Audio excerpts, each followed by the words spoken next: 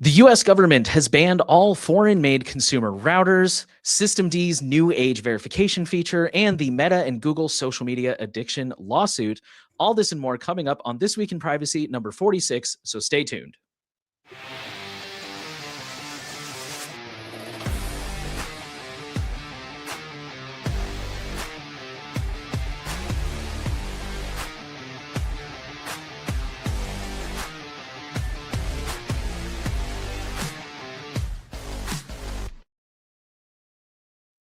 Welcome back to This Week in Privacy, our weekly series where we discuss the latest updates with what we're working on within the Privacy Guides community and this week's top stories in data privacy and cybersecurity.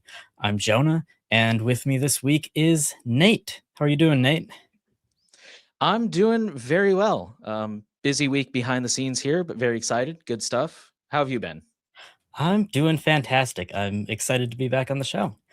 Um, Yeah. Now we'll start off with the biggest news that we've seen in privacy and security over the past week. Our first story today is reported by The Verge. The US government just banned consumer routers made outside the US. The US claims foreign made routers pose national security risks.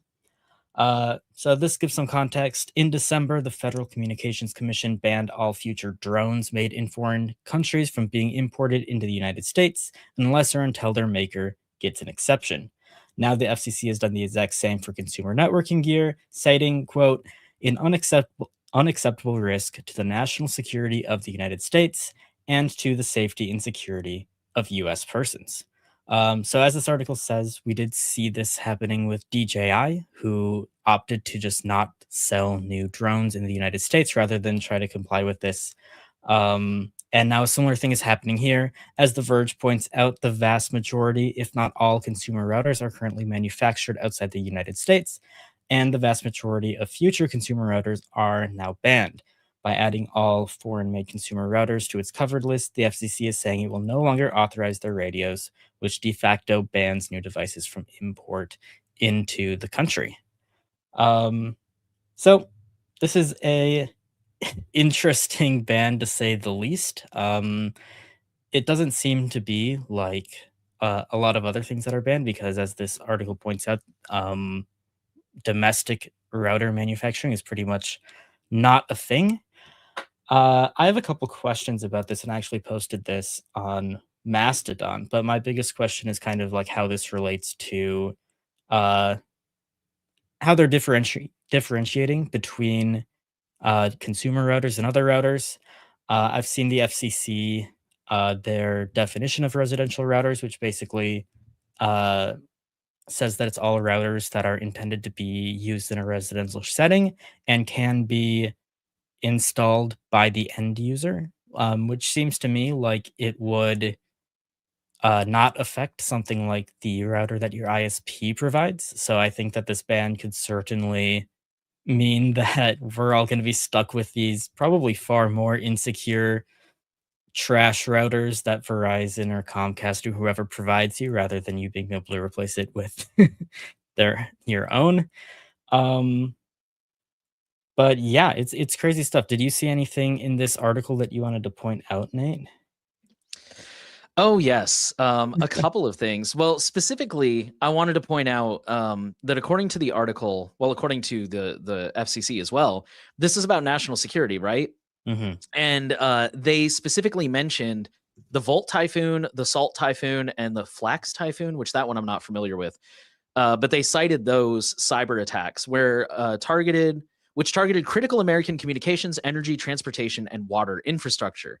But the thing they don't mention that I thought was interesting is that uh, Salt Typhoon happened because of a law enforcement backdoor in our telecommunications infrastructure. And I think the article pointed out here that Volt Typhoon happened because American made routers, they specifically, Cisco and Netgear mostly, Yep. were just not kept up to date. So it's like the flimsiest, I'm trying to think of an example. I guess it's like that classic joke that, oh, I don't drink water. Do you know how many people that kills every single year? And it's like, that's not really related, but okay, sure, go off, I guess. So one thing I thought I read here that maybe you know more about is this a ban on the routers, or is this a ban? I think the article said something about it being on like the radio chips, which kind of makes it even worse because I know there's a few, in my non-expert opinion, there's a few decent American manufacturers like Netgear, for example. But if the chip itself is the part that's on the covered list, then how are they supposed to produce these without getting a chip? Did you read anything about that? Am I misremembering that? So, I mean, typically each individual product is going to need to be approved by the FCC. So they do, they would approve like the entire product. And the only thing that I've seen is that they're not going to approve uh, consumer residential router products. So this is not going to affect business routers. As far as I know, it wouldn't affect the chips if they're used in a non-consumer router. So, like one of my questions is there's certainly an interesting line in the router space once you get to the higher end between like residential routers from like Netgate or Linksys or whoever, and then like more prosumer routers like Ubiquiti, and then you get into like enterprise routers, which, as far as I know, are not affected. I don't know where something like in that prosumer middle ground is going to fall. But usually, like even on the enterprise side of things, if you're looking at the actual chips involved, uh, they're similar, if not the same, to what's in a lot of routers, just because um, there aren't like a ton of options for chips. So as far as I know, um, individual components shouldn't be impacted, which makes this all the more interesting because I don't know what they're exactly trying to defend against here. I would imagine the bigger issue that they would say that they have is more to do with like the router firmware and how it's deployed. But as you pointed out and as the article said, like the most recent big attacks on routers have been against major American ones and uh, enterprise ones that are typically more powerful, enterprise firewalls. So something from the likes of Cisco or FortiGate or whoever are the most recent major attacks lately. Whereas consumer grade routers, um, certainly have security issues, like, don't get me wrong, but I don't think they, warrant, um, something a total ban like this. Kinda similar to the drone thing. Uh, what their goals aren't exactly clear to me, but, it seems like they really want these manufacturers to just cut some kinda deal to get approved, um, rather than just being approved because they made a product that people need. So, yeah, it kinda like all of the tariff stuff lately and the other trade bans that have been going on in the US. I think it's going to be a big challenge for American consumers right now.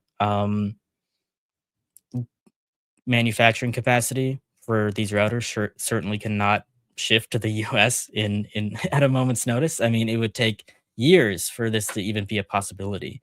Um, so in the meantime, it seems not great, and I guess we'll see how these router companies respond.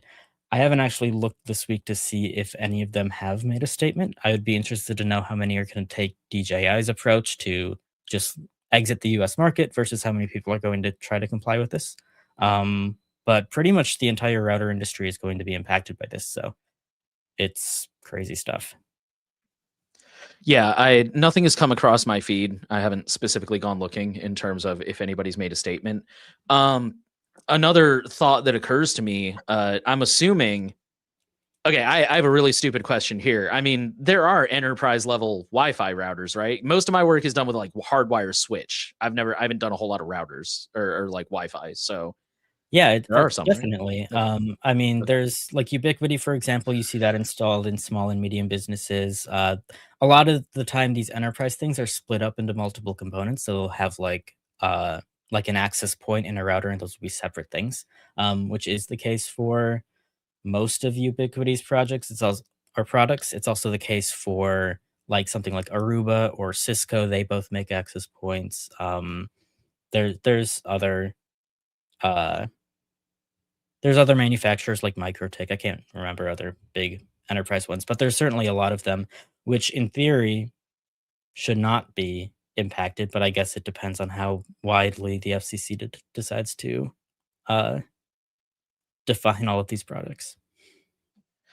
And then okay, so the other stupid question here is there's kind of a big price gap, isn't there, between a consumer level router and an enterprise one? Like, how big of a price gap are we talking? Yeah, so that's where it really depends on the product. I think most of these enterprise routers are going to be, or like the entire system, it's always going to be more expensive because you have to buy the router and the access points separately. So there's that whole aspect. But of course, on the router side of things, you can set up like a old computer or something and use some open source software like OpenSense or pfSense. So you have that option, and then the access points um, generally cheaper. You probably only need one to cover a house realistically. So it's possible, especially with some products, like either from Ubiquiti or MikroTik. I know that they make access points that are probably readily accessible. Some of the more enterprise stuff, like from Aruba or maybe Cisco or other companies, they're going to require like a whole subscription service for management and all of this stuff. So once you get into the real enterprise side of things, like that would be extremely hard to do from your house, but it really depends on the manufacturer. But there are some lower end ones where you could see that being possible, but I don't know if the FCC is going to extend that to pretty much anything that normal residential consumers will buy, or whether it'll just be like things that are marketed towards consumers. Uh, One of the questions that I had on Mastodon was whether we're going to see an uptick in like small business or home business routers that say like not for residential use on them, because I know we've seen in other areas that the government regulates, like all sorts of crazy drugs and peptides, for example, I was just thinking online that. research drugs that are not approved by the FDA. They're not for human consumption, but of course they get sold um, to random people anyways, and you can find plenty of threads on Reddit and other sites that indicate they might not be following all of the labels on these products. So I don't know if that'll Yeah. be the case here, but I would be interested to see if that's the case. Yeah, I don't want to get too political, but that is a thought with what you were saying about I think regardless of whether you're pro the current administration or not, this whole idea of like bringing manufacturing back to the US, again, whether you think that's a good idea or not, it can't happen overnight. And so this Mhm. like out of the blue, like, okay, all these routers are banned. It's like, dude, it's going to take us 5 years at best, probably even more than that. That's probably like delusionally optimistic to get the manufacturing done back over here, and then to get the supply chain in place and the infrastructure. It's like it's not. Yeah, it's crazy. So I'm hoping, and again, not to be too political, but we have seen. I feel like we've seen the current administration do things like this, where like they'll ban something or they'll institute tariffs, and then they'll kind of start to like make exceptions and okay, except for this guy, and but here's a workaround. And I think it's because once they do it, they realize like, oh, wait a minute, that can't happen that fast. So I'm hoping we'll see something similar here, to be honest. Yeah, I we'll don't see any see. other way around it. I think they're going to have to, personally. The worst case scenario, I think, for this whole thing from a privacy perspective is that the available options that will be left on the market, I think it's going to be much easier to track, because the specific definition of like residential consumer routers that they're using here do say it's routers that are intended to be installed by the end user. So presumably something that your ISP installed would not be affected. So like I said before, I think a lot of ISPs will be installing their own routers, and those are pretty well known to track a ton of information. It's one of the main reasons, aside from like the poor performance and other there's a lot of reasons that people will replace their ISP provided router, but tracking and privacy concerns are certainly one of them.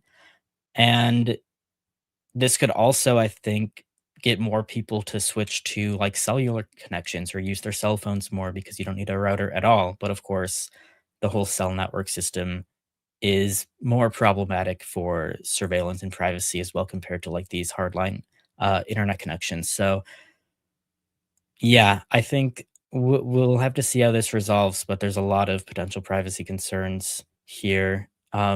Jordan asked in the chat whether there's any US manufactured routers. Not as far as I know is the answer to that. I think that there's Not even like certainly Netgear and some Cisco? routers. Yeah, they're like US designed. So there are American companies that are making routers, but the manufacturing in the US, it's non-existent.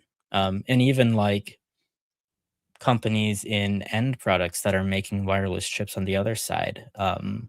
Like we've seen Apple get into this with their latest products where they're now um, creating their own modems, but all of that is obviously not manufactured in the US. It's just designed here. And I think that a part of the concern that they would have is whether like back doors could be inserted into these chips during the manufacturing process that the designers wouldn't know about. So I don't know how this is going to impact American companies.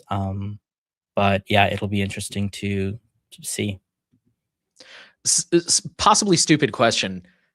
Are manufacturing and assembly the same thing in this context? Um, Because my thought process is in Texas, I think it's so funny. I see a lot of Toyota trucks driving around with a sticker. It has like the Texas flag on it and it says built here, lives here because Toyota has an assembly plant in Houston. And every time I see that, I'm like, yeah, but Toyota, like this is not an American company, but they assemble the trucks here in Texas. So good enough, right? And that's kind of my thought is like, would that be a loophole? Maybe like, okay, just take all the components, ship them over here, and we'll spin up a factory in Houston or wherever, Indiana, and just assemble them here. And now it's not manufactured. I wonder, I don't know, that just kind of popped into my head while you were answering Jordan's question. yeah, that is a great question. I don't know how they would apply this to like individual router components. Um, that's a great question. It's hard to say like what loopholes will be available. I was just I curious if you haven't knew seen any anything about that. information Like, about no, that. those are okay. Yeah. I know, like, for example, I know this ban does extend to routers that are designed in the US. So, like, right now, those American companies are impacted. But whether they can do like this, I've definitely seen that before to like get the made in the USA stickers on different products. It's definitely a thing that happens. And I don't know if that'll be enough of a loophole to get these routers in or not. But I guess we'll see what companies come up with. Yeah, that's what I was about to say. I guess we'll find out. Yeah.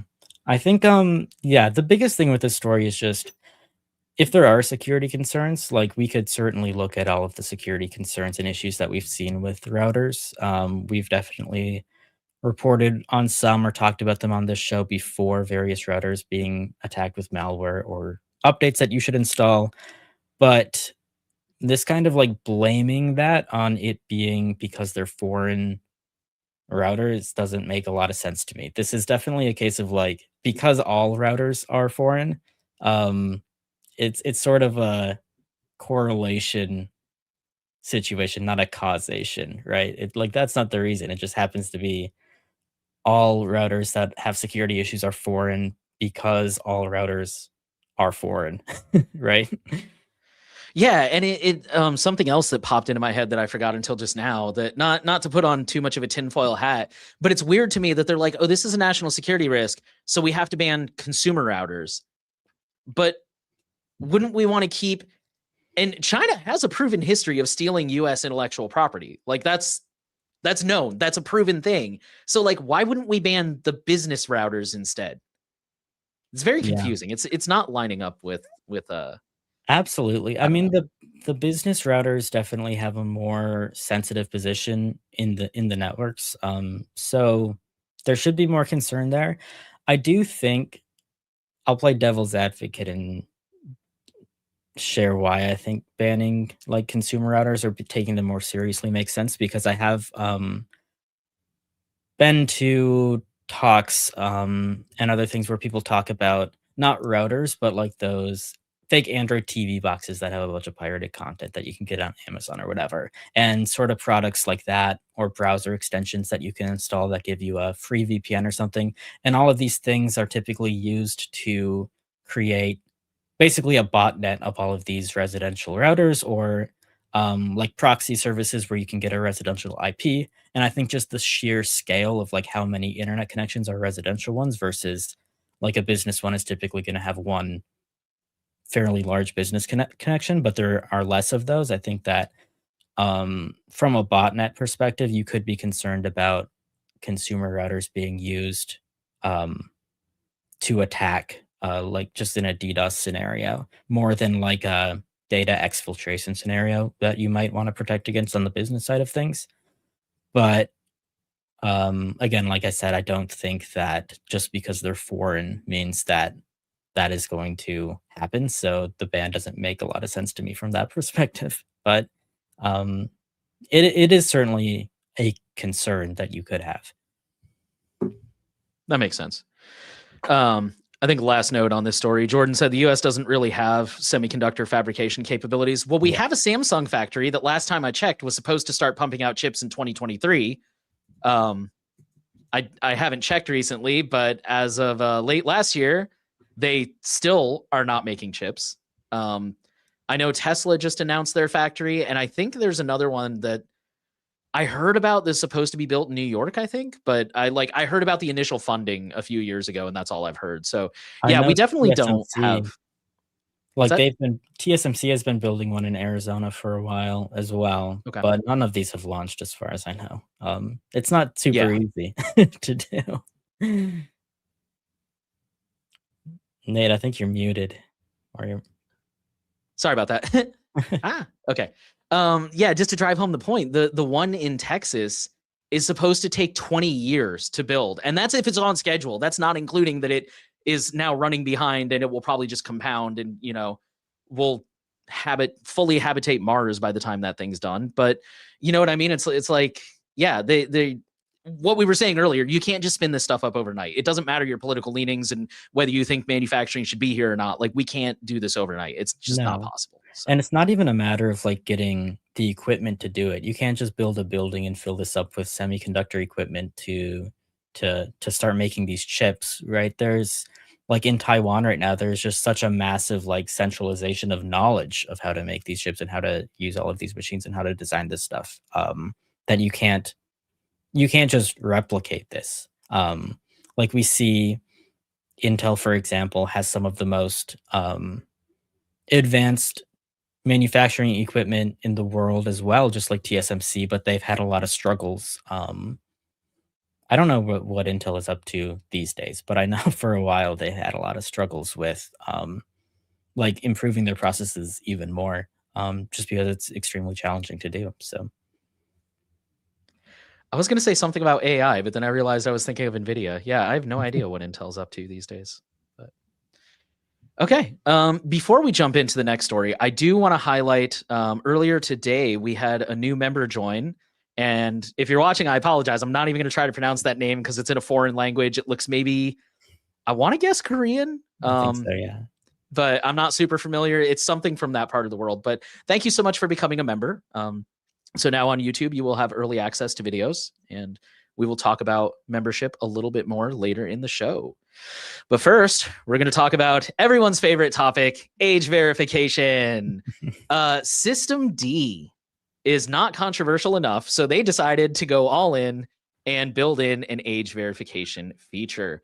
So for those who don't know, System D is a Linux. I'm going to let Jonah explain what it is better a little bit later because I truly don't know how to explain it. I know it's deep in the system. I'll put it that way. And it's used by a lot of major Linux distros. I know Ubuntu uses it, and therefore all the Ubuntu derivatives like Mint, Pop, oh man, there's another one I'm forgetting off the top of my head, but another really popular Debian, I think, uses it. I think that was the one I was thinking of. Technically, Ubuntu is based on Debian, but either way. So System D is this like really high privilege, low in the system kind of thing. And they have added a field to the JSON user records that is simply birth date. And it is what it says on the tin. Now, when you make a new user, you can choose to enter their birthday. So the good news is this is totally optional. This is not a mandatory field.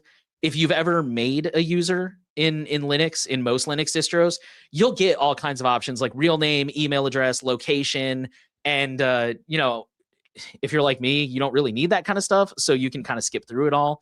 But so this is the same thing. This is just an extra field that is 4-digit year, 2-digit month, 2-digit day, and you can skip it or enter it in if you want to.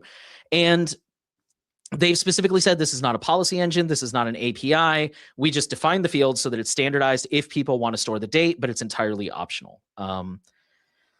Yeah, I mean, I feel like those are kind of all the facts of the case. Jonah, what do you think about this? I think it's cool that it's optional, but I also kind of see the argument that they shouldn't have added it in the first place. What are your thoughts on that? System D is a very interesting project. So I'll go back to your original question first before I get into that. System D, like at its core, is an init system in Linux, which is basically uh, the process that starts all of the other software on your computer. So if you think about like booting up your computer, it gets like ever more complex as you go. So typically on Linux, you would have like Grub, the bootloader, which is extremely lightweight, and all that does is you boot up, it goes into that, and then it starts the Linux kernel, which is much more complex than Grub, but you need something to start it. And then the kernel starts your init system, which in this case would be system D, but it could be any process. And then the init system starts everything else, and it's responsible for knowing what software you want to start and doing it all in order so that something doesn't get started first that depends on something else and then fails because it was started too early and all of that stuff. So the init system has to always be running, and it's just kind of the parent of all of the other software that you run on your computer, if that makes sense. But system D is also a whole project with a lot more ambitions than just being an init system. And they make a lot of different software that basically tries to replace a lot of basic operating system components with system D developed ones. So beyond the init system, we see software like system D Resolve D, which replaces like the DNS resolver on your system. Um, and other stuff like that that isn't necessarily related to just service management and starting processes. So they really want to be like the core um software for all of your system, which is why I think they are a pretty divisive project in the Linux space. Um but yeah, I don't know what component this age verification is actually being installed in. I didn't see this, but maybe I should. Maybe it probably says in this article. Um, I don't know if it's specified. It just said the JSON user records when you make a new user. XDG desktop project portal is adding age verification portal that needs a date source for the user's age in the user DB. Does that help any? this is it's an interesting change to make. You can definitely see like their reasoning behind it because I think if age verification is going to come to Linux, for example, it would be quite annoying if there were 1 million different implementations of it that the rest of the system has to integrate with. But I'm not sure if this makes a ton of sense for it to be here instead of in your desktop environment. And also, I don't necessarily think that age verification is kind of a lost cause. And I think it's unfortunate to see it being adopted so readily in Linux because, um, I think in certain projects, I wish that the open source community would take a bit more of a stand. Um, but everything has just become very corporate, especially in the Linux space. And there's a lot of compliance in advance. So it's very tricky to kind of keep with solid ethics. And this has been an issue for a very long time. I could go back to um, one of personally the most annoying things that I can think of in this space, which is back in 2014, I want to say Firefox adding DRM as like a first party thing in their browser rather than like relegating that to a third party extension, because that was kind of the end of Firefox having any sort of say in the web browser space and how all of these web standards were made. I think once they gave into that, that was the slippery slope that made them lose a lot of ground in the standards committee to Chromium because they basically showed, hey, we will implement anything that Google asked for. And I think that this is a case certainly of the main developers behind Linux saying, hey, we are going to implement whatever the corporate side of Linux asks for, regardless of what the rest of the community wants, which is unfortunate. So yeah, I'm not a fan of this change. There's a lot of arguments for and against this. I I don't know like what the point of this is really, because if you can just set your age to whatever you want yourself, I don't know why this would be trusted by other software. Um, but I guess we'll see how this is used, which is the main thing it'll come down to. I think it is like, even if there isn't a huge issue with how this specific thing is implemented right now, we are just kind of laying the foundation for more anti-user systems and more problematic systems to be implemented on Linux in the future, which is not a path that I think we should be going down. So that's my main concern with this whole story, pretty much. Yeah, I agree with you. I think I mean, we always talk about how like companies and services have to follow laws, right? And somebody I spoke to recently in an interview you guys will be seeing pretty soon mentioned that. It's like this whole idea of like cyberspace as this nebulous, like doesn't matter. It's like, no, the person writing the code, your feet are touching the ground somewhere, and therefore there's jurisdiction, or your server is located in a physical space somewhere. And so I understand like they have to follow the law, but I do agree that it was really disappointing to see them just roll over with no fight, no nothing. And I think to kind of go back to, you answered it a little bit here, but this person asked us, Leonard asked, or Leonardo asked, do you think age verification is a lost battle? I wouldn't say lost. I mean, there's definitely that part of me that's like, if I thought it was a lost cause, I wouldn't be here, right? Like I would just go get another job and give up privacy. But I think it's partially lost in the sense that I think this is coming, whether we like it or not. This is just my personal opinion. I think it's coming whether we like it or not, because I think there's just too many people that don't understand the downsides of it. And I think it's really important in light of that for us to have a seat at the table and have this conversation, which System D clearly did not, where we say, let's at least try to control it in a way where it's less damaging. So I think in that sense, I almost like this because you can put any age in there, right? They're not going to verify it. They're not going to ask you to upload an ID. And, then there's the question. I almost worry if everybody starts doing that, like, okay, fine, here's an age field, go ahead and lie, we don't care. Then the government's just going to be like, fine, now you have to verify IDs. And it's like, crap, now it's worse. Yeah, But that's I don't that's know. exactly my point about it being like a slippery slope, because I don't Yeah. like, if it can always be set arbitrarily forever, like I don't understand what the point of this would be in the first place, right? To me, the intent of this feature is clearly to eventually have some sort of much more verifiable way to set this field that won't be as user controlled. And I think that that is dangerous to have, because if they weren't planning on doing that, then they could just do what sites always do, which is like ask people to enter their birth date or like confirm that they're over a certain age or whatever, without this being built into the system. I think that that works fine until you want a much more verified way to confirm people's ages, which, as we talked about on the show a lot, is very problematic from a privacy and censorship standpoint. And that's really the only reason to build this feature. That's my main concern here. I've seen a lot of mixed reactions to this, like in our community and elsewhere on the internet, where people were kind of saying like what you were um, saying at the beginning of your thought, which is like, hey, this isn't really doing anything right now. You can set it to whatever you want. And I would just be it doesn't make sense to me that that will always be the case. I think that the fact that they're doing that is concerning. And this is kind of similar to me to the current discussions that are going on in the Android world right now with developer verification. I think we are seeing a lot of app developers and a lot of custom Android operating systems and other third-party open source app stores beginning to comply in advance with that sort of thing or make statements saying like, "Hey, we are going to participate in the developer verification system."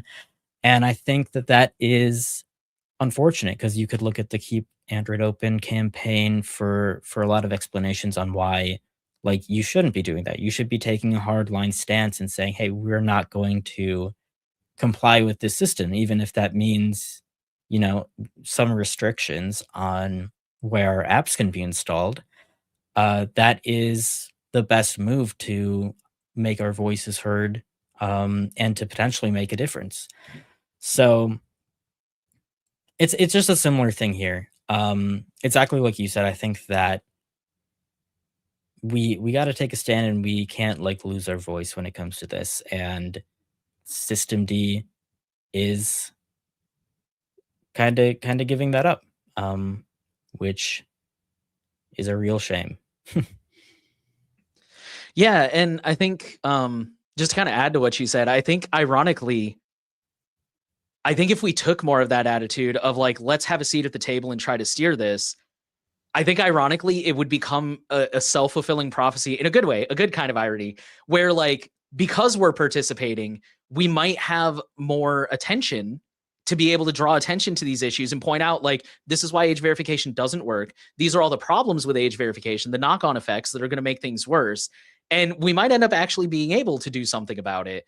But yeah, I think definitely just I know we've called this out in the past with other stories, but just this attitude of like of, you know, oh, well, this doesn't affect me, so I don't care because I know how to get around it. Congratulations, it's coming for Linux. It's coming for the things that we use. We can't have that attitude forever because eventually we're going to run out of places that are not touched by this.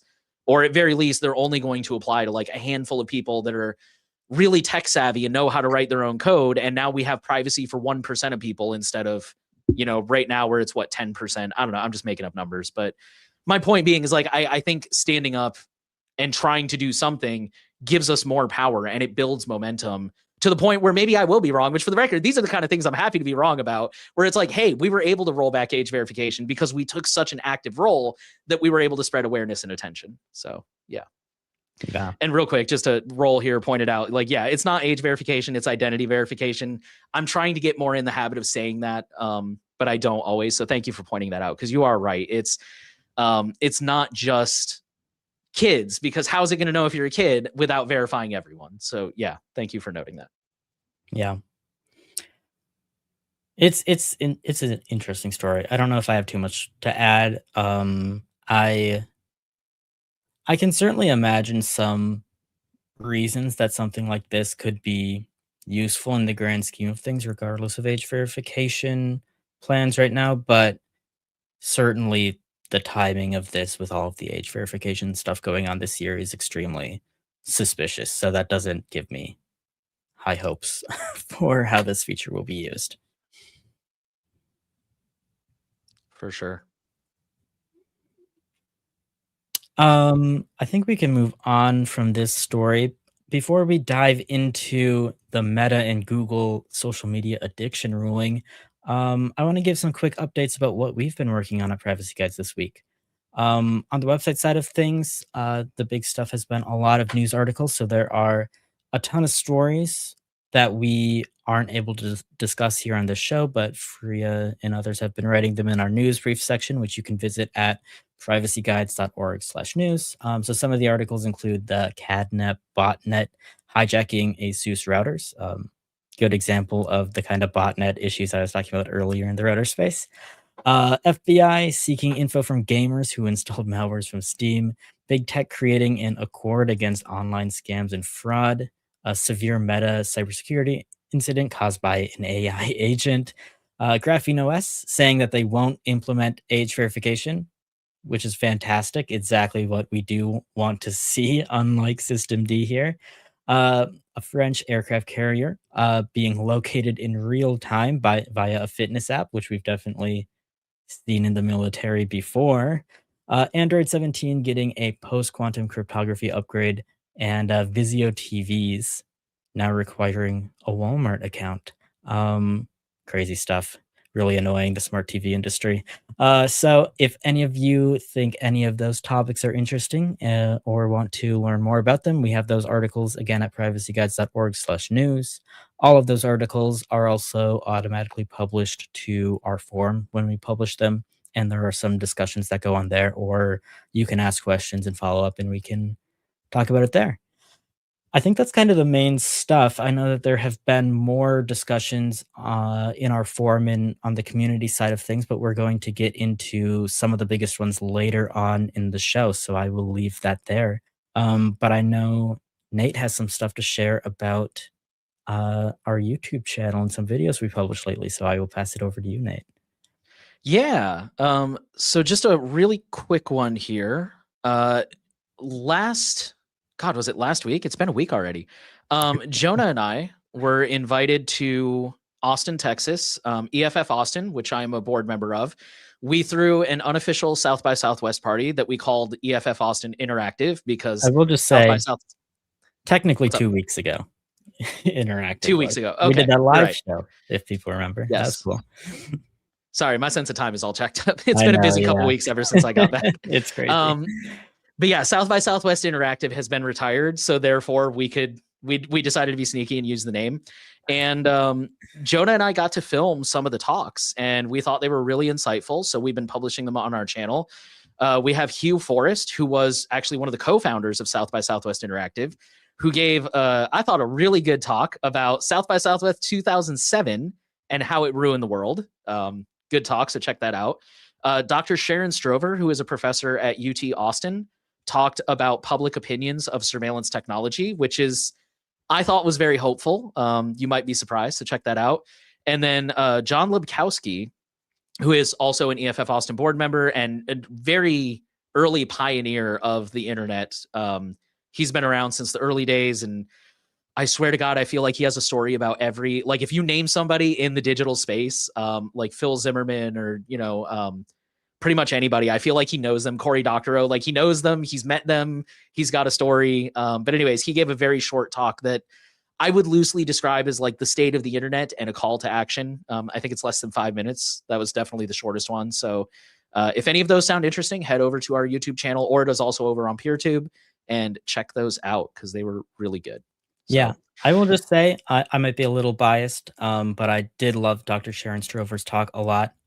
Just mainly because, well, a lot of reasons actually, but she included a segment about Minneapolis and what's going on here that I thought was interesting as well. So totally check that out, because all of these mass surveillance systems in cities right now, we've talked so much about Flock and other systems here on this show, and it's a really good take on all of that. yeah, for sure. And not to beat it with a, beat a dead horse, but it's I would say it's as fact-based as you can get. I mean, it is a lot of like surveys and self-reporting, but it's not just like, oh, we read some news articles or we looked at like Twitter. It's like they went out and tried to get the best numbers they possibly could. So it's really good stuff. But all of this stuff, the articles, the videos, the upcoming videos that I've been teasing at, all of this is made possible by our supporters. So if you are not a supporter and you would like to be, you can sign up for a membership or donate at privacyguides.org. We also have a merch shop, shop.privacyguides.org. And I think we've added some new designs ever since we launched our activism section. So be sure to check that out if you're interested. Privacy Guides is a nonprofit that researches and shares privacy-related information and facilitates a community on our forum and matrix where people can ask questions and get advice about staying private online and preserving their digital rights. And we'll talk a little bit more about that later. But for now, we're going to talk about Hong Kong and a new law regarding device passwords. And I'm going to turn that one over to Jonah. All right. This was reported by the BBC. Hong Kong police can now demand phone passwords under a new national security rules. This article starts out, Hong Kong police can now demand phone or computer passwords from those who are suspected of breaching the wide-ranging national security law. Those who refuse could face up to a year in jail and a fine of up to 100,000 Hong Kong dollars, which is about 12,000 US dollars. And individuals who provide false or misleading information could face up to 3 years in jail. It comes as part of new amendments to a bylaw under the national security law that the government gazetted on Monday. The NSO was introduced in Hong Kong in 2020 in wake of massive pro-democracy protests the year before. Authorities say the laws, which target acts like terrorism and secession, are necessary for stability, but critics say they are tools to quash consent. Um, of course, this is an issue that we have talked about in other countries. Certainly, in the UK, for example, this is a problem right now that we know of.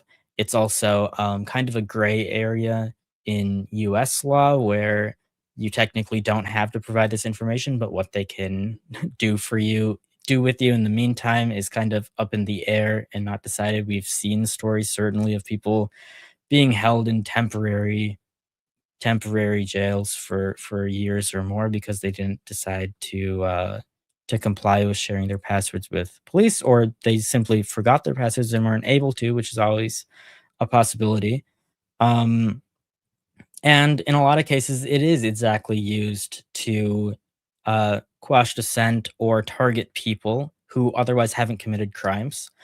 Uh, this is a big part of the issues that we see with encryption in general and end-to-end encryption, where governments really want to make any form of encryption or end-to-end encryption illegal. Simply the act of using it, because it certainly makes it much easier to investigate crimes if you don't actually have to do any investigation of the crime or any of the data involved. If you can just say, hey, the fact that this encrypted data exists is a crime enough that can be used to target a lot of people who have otherwise done nothing wrong. And it wouldn't surprise me to see the same thing happen here. Um, there's a couple stories mentioned in this BBC article, if you want to check it out later, about some examples of activists and other big names in the area being sentenced to jail or uh, being targeted by laws that expand on this kind of NSL, national security law. Um, so it's definitely being used to target protesters, activists, former opposition lawmakers, even in Hong Kong. So unfortunate stuff for sure to happen here. I think that would be kind of my main point. It's something that we could certainly see expand to other countries, and it's something that if other countries aren't doing this, there are at least plans to do something like this, which is bad news for everyone around the world. Um, yeah, Nate, do you have any other thoughts on this story? I don't think so. I think you kind of covered it. Jordan said they've already been doing this for years in Australia. That's wild because yeah, it's very here in the US. Oh my gosh, I've taken in so much information the last few days. I'm forgetting. Uh, Basically, the way the courts are supposed to work is they're supposed to take existing laws, like when it comes to new technology, they're supposed to take existing laws and interpretation and figure out how to apply them to the new laws in a way, supposed to, for the record, in a way that protects Americans and preserves their existing rights. So, for example, with privacy, right? You know, here in the US, we have the Fourth Amendment, which says that cops need a warrant to come in and search your home. And so, in theory, the way the court is supposed to interpret that when it comes to the electronic world is the same way. You know, they're supposed to figure out, electronically speaking, what counts as your home. And therefore, the police would need a warrant to come in and search that. So, yeah, that's not to say like this couldn't happen here in the US, because in the US, we have repeatedly refused to make a final decision on whether or not you need a warrant to search your phone. But it's just really, yeah, it's really unfortunate because I'm with you. This is something I think we could see here in America, in the UK, if it's not already. I mean, anywhere really. And it's just, it's such a, mm, things get really bad once we go downhill like that. And, you know, they also, I think they said, what is it? Like you could face Yeah, here it is. They could face a fine or jail for providing false or misleading information. So, like, my first thought is if you have a graphene phone and they're like, oh, what's your passcode? And you give them the duress pin that wipes the phone, congratulations, you're still going to jail because that wasn't the pin and you knew it. You knew that wasn't what they meant. So, yeah, Absolutely. it's bad. I have got a ton of thoughts about courts interpreting the laws, but I think we can talk about that in the next story here. So, well, maybe we should get into that one. Okay. Yeah. So on that note, let's talk about the courts and Meta and Google and man. So this isn't directly privacy related, but it has a lot of knock-on effects. And this headline, this comes from NPR. I was going to quote Reuters, but they do this annoying thing where it doesn't do a link preview in Ghost. But NPR also covered this story very well. This is a very thorough article. And the headline says jury finds Meta and Google negligent in social media harms trial. So the short story, the short version is there's a woman, I believe some other article said that she's in her 20s, and she was suing Meta and Google, and she also sued Snap and TikTok, but they settled before it went to trial. So Meta and Google went all the way to trial. And this woman basically says like she's been addicted to social media since she was a child because these companies purposely make social media addictive and therefore they should be held accountable. And the jury agreed. And they awarded this woman $6 million in damages, mostly coming from Meta. And the article rightly points out, for all of you who are thinking like, oh, $6 million, who cares? You're 100% right. Mark Zuckerberg his breakfast probably cost $6 million. He doesn't care. But what matters is that this is now on record and this is now set a precedent. And that, oh man, this just has so many knock-on effects. And I think that's why we want to talk about this, is not even so much for what the story itself is actually about, although for the record, I think that is a very important thing that I'll elaborate on in a second. But the fact that it holds these companies accountable and opens the door for so many more legal actions in the future on behalf of like everyone, I feel like, because who hasn't had a Facebook account or a YouTube account at some point? Many of you are watching on YouTube. So, and thank you for watching, by the way. But yeah, I do want to point out real quick, again, personal opinion here. I've been saying for a long time about a variety of privacy topics that I think it's extremely, we'll take misinformation, for example. I know a lot of people who are like, oh, I don't fall for fake news. That is extremely arrogant. And I'm including myself in this. I have definitely read stories that somebody else is like, hey, here's an opposing viewpoint and all the things they left out. And I'm like, oh, I probably called that one wrong. Because when there are companies whose whole job, 40 hours a week, is to sit there and pump out fake news, they're going to get you at some point or another, because that's just how it works. Like, think about your job and how good you are at your job because you do it all the time. And now imagine some random person coming in off the street and being like, I could do that. You know, whatever your job is, it doesn't matter. It's like, no, dude, there's certain skills and flows and processes that I've learned over the years. And it's the same thing with these. I think we really underestimate how addictive social media is. And I'm not trying to let people off the hook. Like, agency comes with pros and cons. If you're in charge of your own actions, you're also responsible for the consequences. But at the same time, like, we have to acknowledge these things are made to be addictive by experts who are paid 40 hours a week to make this thing as addictive as possible, to keep you there 1 second longer. And I feel like when we discredit that, it's like we're forgetting that, you know, it would be like saying, oh, cigarettes aren't that addictive. Bro, they bake nicotine into it. Yes, it is. And it's the same thing here with this kind of stuff, is like, this stuff is made to be addictive. And I think we're just really, yeah, I know I'm kind of going in circles now, but I think we're just really being, it's just really not good to ignore that, is what I'm trying to say. So yeah, I think that's kind of all I've got for now on that one. I know you said you have a ton of thoughts on this. So what was your takeaway from this?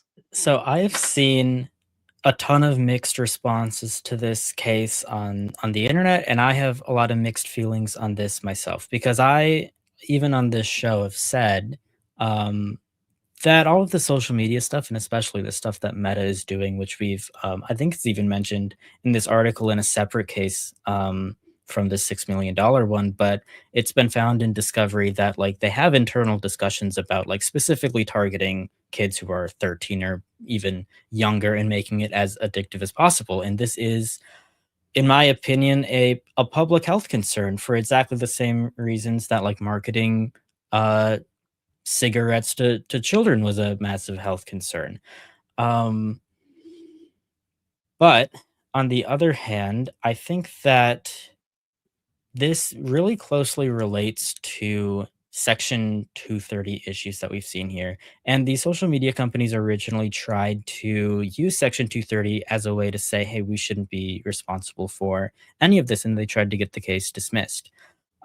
Thankfully, in this specific case, they chose not to address any Section 230 issues at all. So this can't be used as a way to um, like get around section 230 in a court case. That still applies. In this case did specifically focus on the design of these apps and kind of the algorithm that they're using and not on the content of these apps themselves. But I have a lot of fears here that this case will be used as a gateway to attack some of this section 230 stuff. um, because I think it is not a stretch for a lot of these concerned parent groups or these conservative religious groups to say, hey, you know, the algorithm on this app turned my child trans or gay or what have you. And they just blame the algorithm instead of the content. And it's a new approach to attack these companies. And depending on how those go, it could be a similar case to either attack these companies without uh, Section 230 being involved, or this could be used as an excuse to implement such something like COSA or the repeal of Section 230 in the future. And this is just kind of a way in, even though the issue at play here really has nothing to do with the content. I think that the parallels here to the tobacco industry and how they were marketing to children, for example, are very apt here and they make a lot of sense. And that is a case where like regulation was needed. And I think in a similar way, like the way that these apps are designed and the way that the algorithms work, which is to kind of find all of the most inflammatory and addictive content they can find, and really highlight that, which is not the fault of the content itself, but it's the fault of the algorithm that these apps designed. I think that that is a big problem. And just like, um, the tobacco industry, which I mean, their products weren't banned. They're still around. You can buy them anywhere. But they really got hit with huge restrictions on marketing and how they can sell their product. And I think that that is probably something that should happen here. Um, and just like that, I think, the fact that, like, cigarettes weren't banned, for example, that's kinda similar to how all of the content on these apps shouldn't be banned or restricted. We can't be going after the content itself. We have to be going after the format with which these companies are presenting that to make money, because we know that some social media is not inherently addictive. We can see, like, non-algorithmic social media, like Mastodon, for example, which doesn't have these problems, even though you can post the exact same content there that you can post anywhere else. And we know that Facebook and other social media platforms like Twitter, they didn't used to be so bad until Twitter really started making very algorithmic timelines instead of just showing, posts in chronological order from people that you follow. Or, I mean, I remember the days before Facebook had the news feed, for example, and they made that switch to kind of tell people that like, hey, we're going to be showing you the most relevant stuff instead of just a way to keep up with your friends or whatever. And there was some controversy there, but Facebook was really adamant that, hey, this is a very good thing. Whereas in reality, we know that while they were designing this, they were intentionally trying to make their platform more addictive and more, um, I don't know, reactionary. I don't know the right word, but it was a way to get people to stick around on Facebook for longer. And to more effectively sell ads, right? And I think that those motivations that these social media companies have is really at odds with how they sold these things to consumers. And that is a legitimate problem in deceptive marketing. There is really no place, I think, in our society and from these companies to be um, deceptive, like just completely deceptive to how they sell their products to consumers. And so, like, some restrictions here do make sense, but I think that I think that the big problem is that courts and lawmakers do not really understand technology or the internet, and lawmakers are consistently very unwilling to make a decision about this themselves, and it's only gotten worse lately. And now that the doors are open here, to this issue, I think that the doors are open to wider issues that may impact content or Section 230 in other courts, because all of these courts around the US are going to have slightly different interpretations. This isn't something that the Supreme Court decided on, and I think that that's really unfortunate. My main thought is that we should be focused on some of these very specific problems with how social media apps market themselves and how they design very addictive platforms, because it is a problem. But we need lawmakers to say, hey, we are only focusing on this specific thing, right? We're leaving all of the content and all of the Section 230 and all the free speech stuff alone. We don't want courts to think about it. We want to have this law that just focuses on this one specific issue so that it doesn't expand into a ton of different issues, which is exactly the reason Section 230 was created in the first place. We already have these protections under the First Amendment, but lawmakers had to step in because courts were interpreting how the First Amendment applied to technology companies slightly differently or very differently, depending on like what court you were in. And lawmakers had to say, hey, this is how the First Amendment works for all of these tech companies. And now tech companies can use Section 230 to easily get these cases dismissed. And I think that we need um, another federal law like this that says, like, hey, this specific design is bad, but it doesn't mean that we have to regulate or ban free speech on these platforms, because that is an unnecessary problem. But it seems to be the direction that some future cases could go in based on this. So I think it's kind of unfortunate just because I can see what direction this is going in, and I don't think we live in a ideal world. And I think this is more of a failure of lawmakers than the courts, to be honest. And I just wish we were more effective about making these laws that are more substantial and specific than we currently are. We're just leaving everything up to the courts, it seems like these days, and that is not an effective way to govern a country, not at all. Um, I don't necessarily disagree with you. I definitely see how this could be a slippery slope. But did you by any chance happen to see the last section of this NPR article that says the LA case focused on design of social media platforms to overcome liability shield? Was there a specific point in there? Yeah, so they specifically mentioned how the prosecution, I believe it was, stayed away from Section 230. They said that where was it? Yes, by taking this approach, the lawyers pursued a case alleging defective design that was able to get around the high bar set by Section 230. It's not what the users post, but the very architecture of the platform itself. So, I mean, again, I don't disagree with you because I know there's a saying in the legal world that you can indict a ham sandwich. So I mean, which I know an indictment is not the same as what we're talking about here, but the point being is like for better or worse, our legal system in the US is basically who makes the better argument. And so it definitely could happen, but I think it's just maybe a little bit reassuring that they purposely stayed away from talking about Section 230 or even any of the content itself. And instead, they focused on things like infinite scroll, constant notifications, auto playing videos, and beauty filters. And they mentioned how when she was young, the plaintiff, when she what was it? She so craved the validation of social media that she would run off to the bathroom at school to check the number of likes her post had received.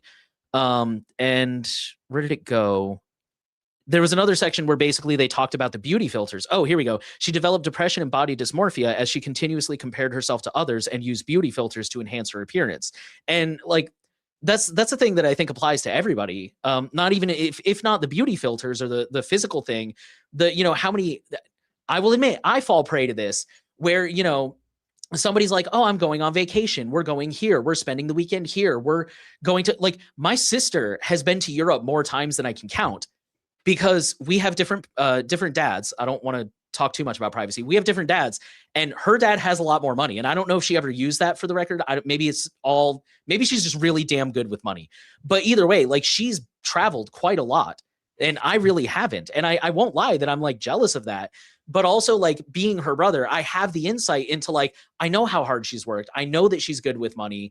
It's not necessarily just that her dad wrote her a check, like, yeah, go to Germany or whatever. Like she probably earned all that money herself. It's not like she was there every other week. But when you don't know that person, when you're looking on social media and you're like, God, they're in Europe all the time. Yeah, maybe they're posting a picture from 6 months ago and they've been back in the States this whole time. And you don't know that because you don't know them, or you don't know how many overtime shifts they worked or overnight shifts. Like you don't know how many times their friends were like, hey, let's go get drinks. They're like, oh no, thanks. I'll catch the next one because I'm trying to save money. Like, and it's what's the statement about like you're seeing somebody's highlight reel. And anyway, I mean, I guess that's more about content. But my point being, like, we can all relate to the fact that social media gives us this warped interpretation of what's going on in other people's lives that if you don't know them personally and you can't ask them like, man, how are you affording all these trips? They're like, oh, my dad's really good with credit card points or something. I forget who it was, but one of the podcasts I listened to said the same thing. I think they're even a personal finance podcast. They're like, yeah, we don't make that much money, but my wife is really good with the travel points or else we would never travel this much. So it's, anyways, getting back to the topic. Sorry, I kind of got distracted there. It's I think it is heartening that they purposely avoided the content and people are posting this and it's the beauty filters, it's the infinite scroll, it's the architecture of the platform itself, which I think is absolutely a huge part of the problem personally, but maybe not the whole problem, but definitely a big part of it. So yeah, not to say that it couldn't happen because I could totally see a world where this does open some doors, but hopefully that will at least make it a little bit harder since that's not the direct argument they took. Yeah, I totally agree. I think that them sidestepping the whole content issue entirely was the correct approach, and I think that that is the main issue with these social media platforms. Um, the challenge that I see here is that I think the line between like the content on this platform and the algorithm serving that content is um it's a fine line. It's not very clearly defined. And I think what we could see is future court cases. Exactly like I said, not necessarily focused on the content, but focused on the content that these algorithms are promoting. For like these conservative or religious groups to say like, hey, it's the algorithm that turned my child gay because it surfaced all of this content um related to Gotcha. that or whatever. And I think that we could see um a response to that from social media companies that would be very similar to the response that we would probably see if Section 230 was repealed. I think that they could interpret that, like if that's the case in the future, and there are already some cases where this exact argument is being made. I think in other countries, I'm not aware of cases in the US right now, but we've seen this before and we know it could happen.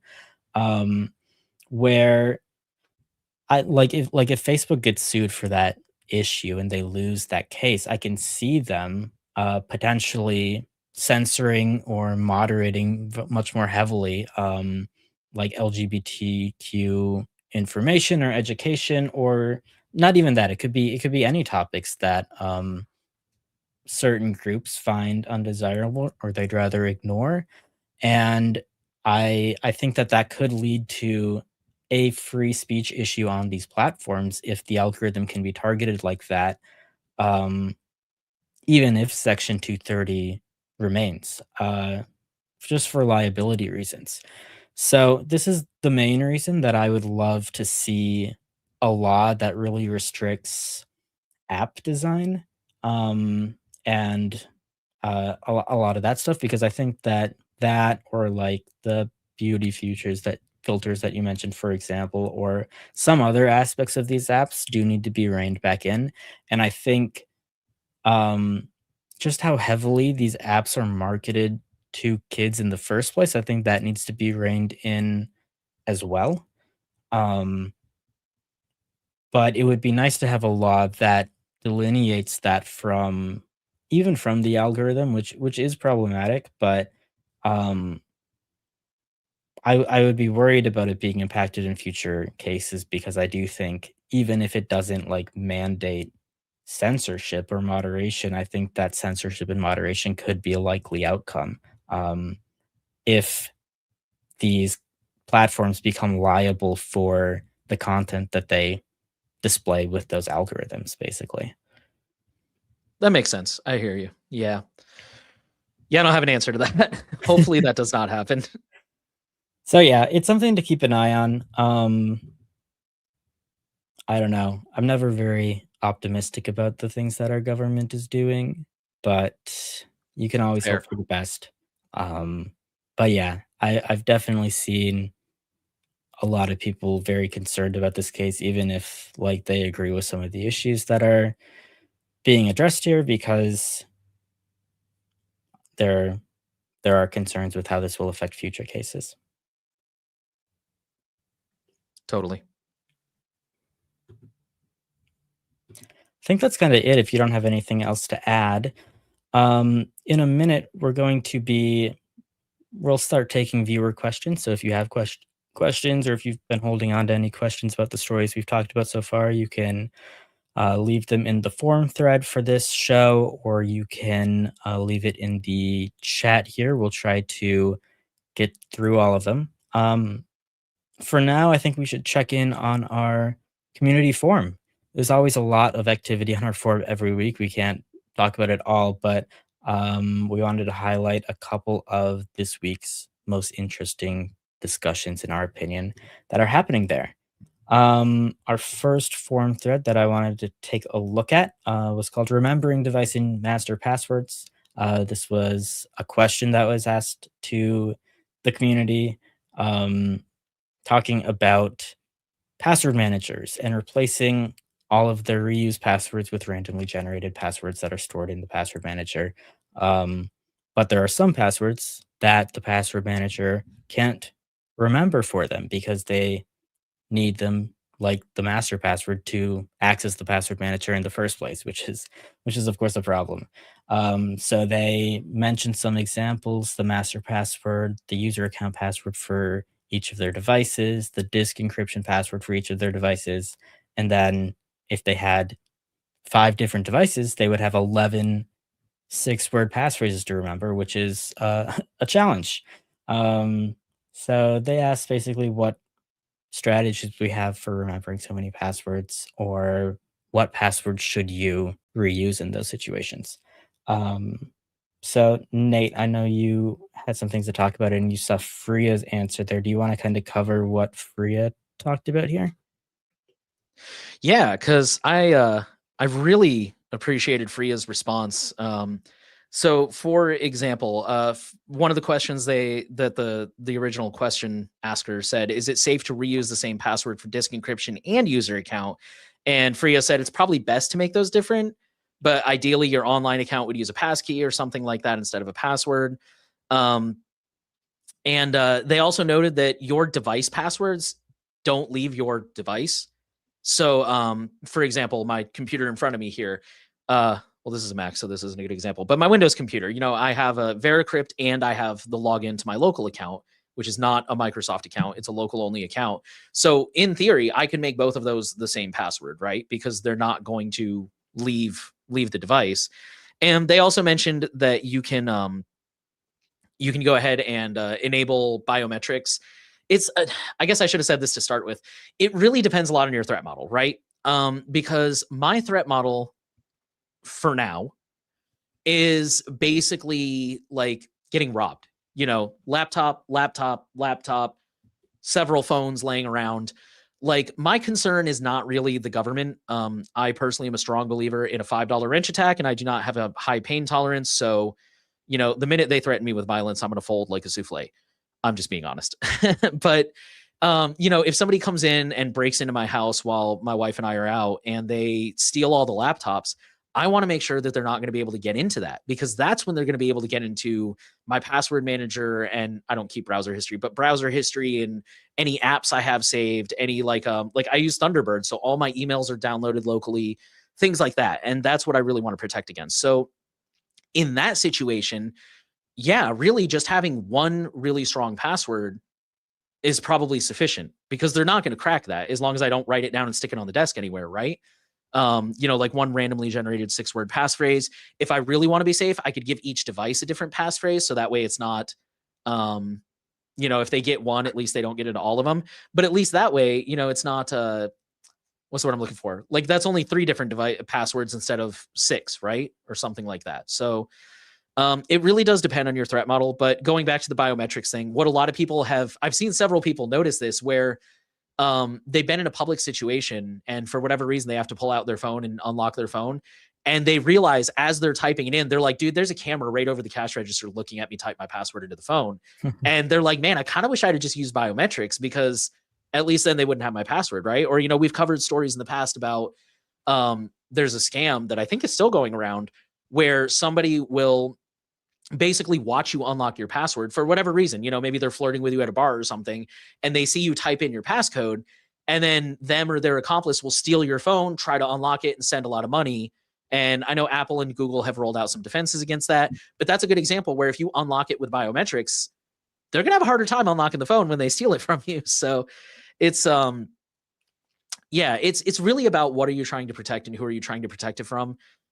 If you have a very high threat model, then yeah, you probably want a bunch of different passphrases. I think it's also worth noting that it is, I know this is really unpopular, but it is okay to write down passwords in some situations. Like, for example, do not call it password. Do not stick it on a sticky note on your screen. But if you have like a little notebook that you carry with you everywhere or something like that. So I think my thing, I'll be honest, I basically have 2 main passwords I use, one for the encryption and one for the local account. I don't know why I do it that way. I just do, because now that I think about it, if they get past the encryption, they can just pop out the disk, right? So yeah, I don't know. But I think that's the big thing is the threat model. If your threat model is not very high, it's probably safe to reuse the local passwords that don't leave your device. Just be aware that that is a risk. If somebody gets it, they can get into all the devices, I guess. So I don't know if Jonah has a different strategy that he would approach it with. No, that makes a lot of sense. I mean, the main thought that I would have is I think for most people, the information that you store on your different devices, if you have multiple devices, is usually pretty much the same information. You're going to probably install your password manager on all of them and the same web browser that you have synced across them. And like people have a desktop and a laptop and a phone for convenience purposes rather than just separating all of their data. And so I think using the same password for um, encryption uh, and using the same password for your local account probably makes sense in those situations. You know, at the end of the day, those passwords aren't like exposed to the internet. You don't have everyone on earth trying to hack you in the same way that you have like thousands of hackers trying to attack your online accounts all of the time because they can and it's so easy to attack. Like all of this local stuff, it's not as much of a deal, and I think memorizing one password for all of that is good. You definitely do wanna have a different password for your local account versus your encryption password just because you don't want to be entering your encryption password all the time in case of, like, shoulder surfing attacks, so keeping that separate is nice, and I wish that's a feature that could be used on more smartphones, but I digress.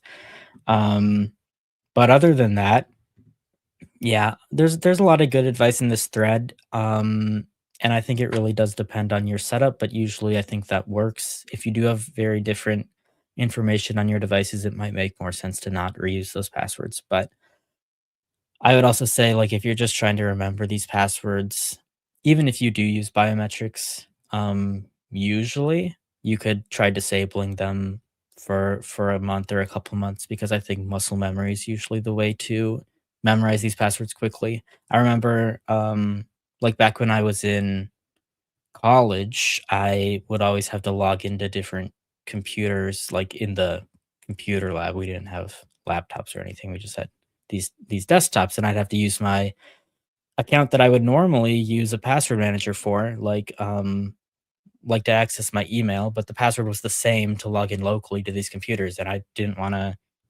have to, like, grab my phone or something to copy my password over. I just had to have a passphrase that I could memorize to log in, and it only took, like, a month or maybe a month and a half to eventually, like, have the pretty long passphrase down. I think if you just do it all the time, it's you'll probably get it. So, yeah, lots of good advice, but I think typically there's only 3 main passwords that most people have to remember, which is for their local accounts or PINs or their encryption key, and then their, uh, password manager master password. I think that you should keep them all separate, but you probably don't need more than that unless you have a good reason that you know of to have more passwords than that. So, yeah. Oop, there we go. Yeah, last thing I want to add, just to double what you said, is if this is something you're struggling with, definitely check out this thread, because a lot of people gave really good ideas from like different I wouldn't say different threat models, but just different perspectives. Like, don't forget, hardware tokens, and don't forget this. And if this is your threat model, then this. And it's a really, really good thread for sure. So there's a lot of different. We're kind of just giving like a rough, what would probably work for most people, but people gave really thoughtful answers about, keep this in mind, and if your threat model includes this. So really good thread for sure.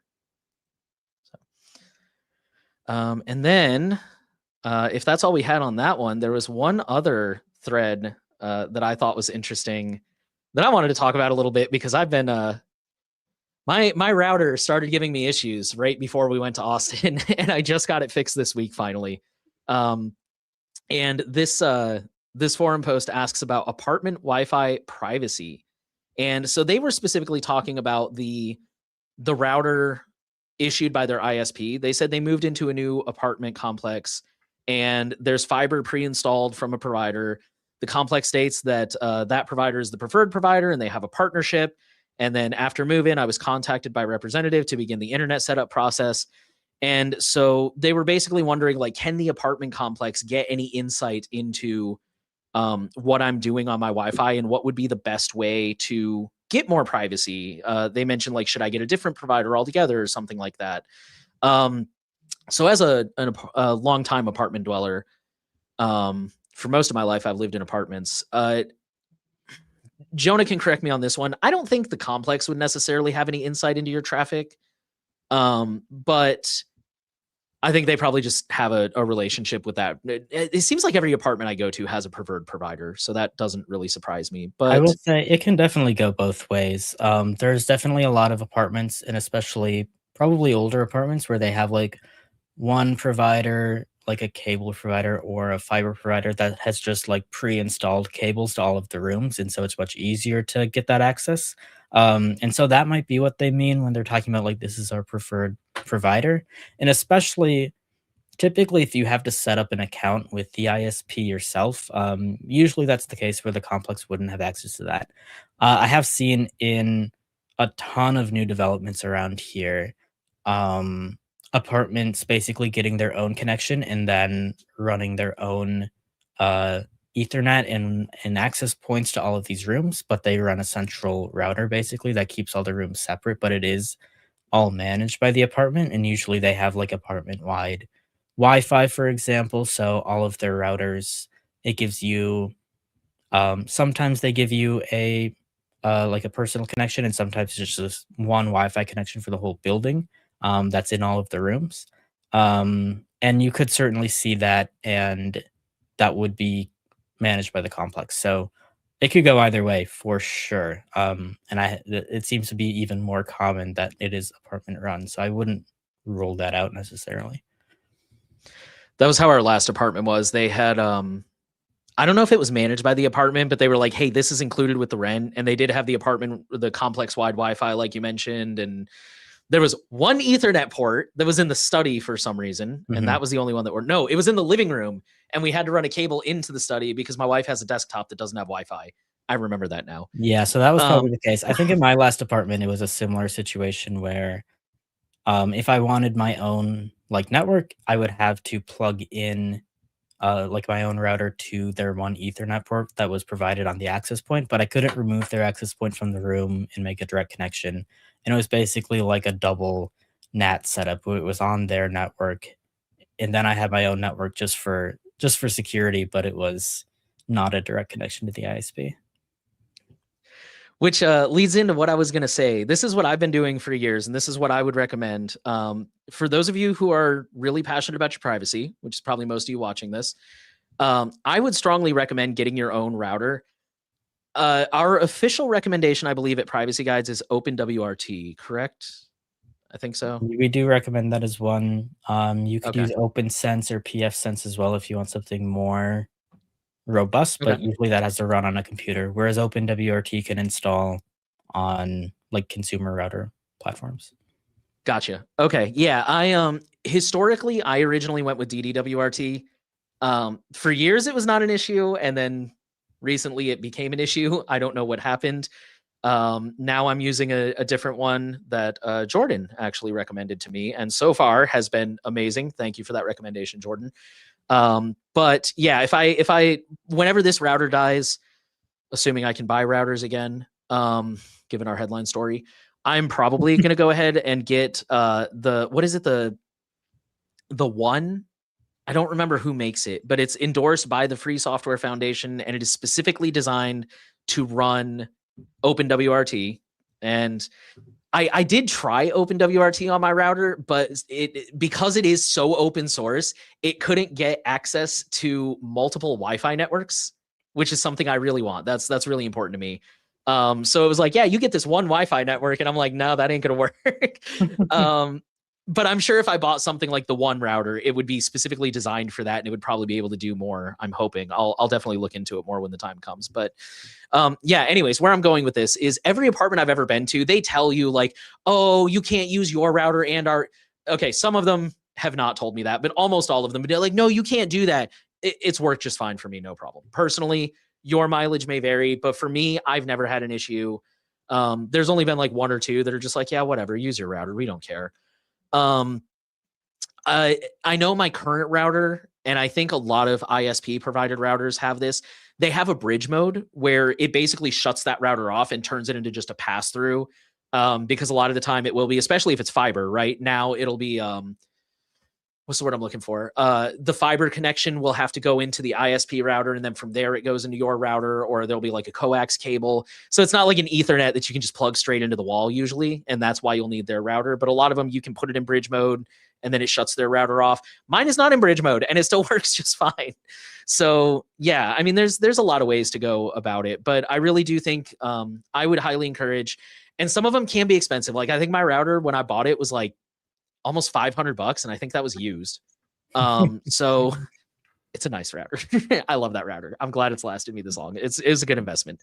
So I'm not saying you have to go buy a $500 router. There's a lot of options out there, but definitely if you're passionate about your privacy and you are a renter and you don't have complete control over your ISP and what router they give you and stuff, definitely I would recommend doing your research. Start on Privacy Guide, start with the OpenWRT, see if that'll meet your needs, and see about getting another router because it pays off. Yeah. Now we've got an IoT network, we've got a guest network, we've got our main network, we've got a built-in ad blocker, we've got ad blocking DNS. All the networks are segmented, VLANs. It's just, wow, which is super overkill. But I'm just saying, like the possibilities are endless, man. Yeah. So, yeah. Absolutely, get your own router. I mean, that's the point of having a router. It's to segment your network from your ISP. Even if your apartment complex is your ISP in this case, you want to keep your stuff separate from that. And you can always do more advanced stuff with your own router. Like if you don't trust your apartment, you can run a VPN on that to protect all of your devices and stuff like that. Or you just use the router to prevent other people on your apartment Wi-Fi, or maybe just other people on the internet if your apartment doesn't have proper security, which they certainly might not because they're an apartment building that knows nothing about the internet. you want to have like a firewall in between to keep your devices safe. So, um, yeah, there's almost no reason you can not use a router because generally they can't really tell what device you connect to it. So, even if they tell you you can't use a router, I would definitely just use one anyways. Yeah, like I said, most of them tell me you can't, and then I'm like, let me try it. Plug it in, works great. Yeah. One last thing I wanted to add real quick actually is when we're listing benefits, a lot of the time the benefits are not always privacy related. It makes setup in your new place super easy because you move to a new apartment, you plug your router in, and look at that, all your devices are ready to go. You don't have to type in a new network, you don't have to set up a new network, just plug it in and go. So yeah, Yeah, highly absolutely. recommend. Um, all right, so I think that's all we had for the forums for now. And now we're going to take some viewer questions. So we're going to start with questions on the forum, specifically from our paying members, but I don't believe we had any paying members right now. But if you would like to become a paying member and get priority, you can go to privacyguides.org, click the little red heart icon in the top right corner. So we'll jump into the forum first and then hop over to our live chat. And we only had a couple of questions in the forum. The first one asked us to talk about this article from Wired, which I'm not going to talk about too much because honestly, I don't think there's much to talk about. Um, but I think it is a good thing to have on your radar because it may become more to talk about in the future. The headline says using a VPN may subject you to NSA spying. I did see this article. The issue is the keyword there is may, and that's kind of why we didn't include this as one of our main stories. Is basically, excuse me, lawmakers are well, I'll just read the first part. Lawmakers are pressing the nation's top intelligence official to publicly disclose whether Americans who use commercial VPN services risk being treated as foreigners under U.S. surveillance law. A classification that would strip them of constitutional protections against warrantless government spying. So I know I mentioned this before in the past, but really quick recap for those who don't know: the way that surveillance laws on paper are currently structured is the government is not supposed to spy on its own citizens, but any signals that move in or out of the country are subject to surveillance because now you're including somebody who's potentially not a citizen, potentially.